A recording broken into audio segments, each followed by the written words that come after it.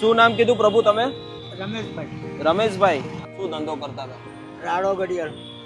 રાડો રાડો ઘડિયાળ. ત્યારે શું કિંમત હતી રાડોની? 11,500.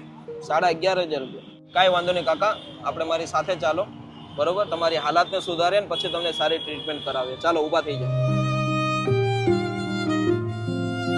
બેસી જાઓ.